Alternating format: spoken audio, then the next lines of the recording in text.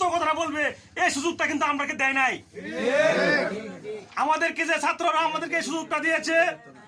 আর একটা কথা সবসময় মনে রাখবেন, সত্যের জয় সবসময় হয়। শহীদুজ্জামান কাকন ভাই দীর্ঘদিন আগে যখন উপজেলা ইলেকশন করেছিল অনেক ভোট বেশি পায়ে ফাঁস করছিল।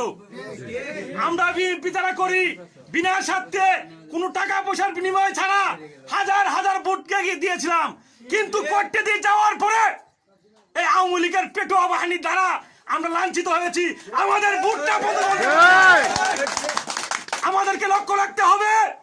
এই আওয়ামী লীগ কিন্তু দেশ থেকে চলে যায় নাই, এখনো আছে। আমাদের বিএনপির সাথে একটা মিল দিতে আছে চাচাতো ভাই মামতো ভাই, আপনারা লক্ষ্য রাখবেন।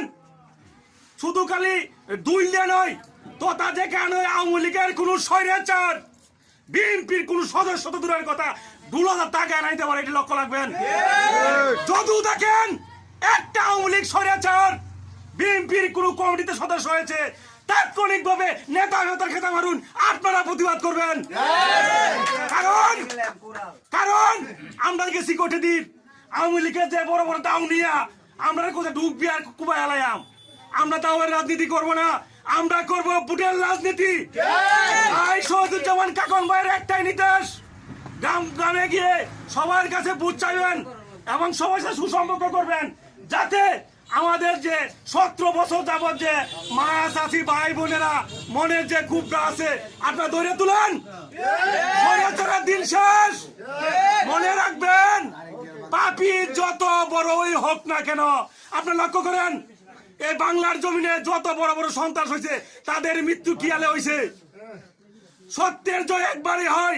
আমাদের নেত্রী বেগম খালেদা জিয়া তাকে দেশ ছাড়ার জন্য বহু তাল বাহানা করছে। আমাদের খালেদা জিয়া বলছে আমি বাংলার সন্তান, আমি বাংলা ছেড়ে কোথাও যাব না। আরে স্বৈরাচার সরকার, মুনাফিক সরকার, কালনাগিনী সরকার, জনগণের ভোট হরণকারী সরকার, তাদের দল বল সব রেখে নিজের জান লয়ে চলে গেছে। ইন্ডিয়া গিয়েও কিন্তু সে বসে থাকে নাই। চক্রান্তর পর চক্রান্ত, চক্রান্তের পর চক্রান্ত বাংলাদেশে কিভাবে শেষ করতে পারে। আমার আপনাদের কাছে একটা অনুরোধ, আওয়ামী লীগ আমাদের ভাই বোন ঠিক আছে, কিন্তু দলরা ঢুকতে পারবে না। এই আশা ব্যক্ত করে আমার বক্তব্য শেষ করলাম। আসসালামু আলাইকুম।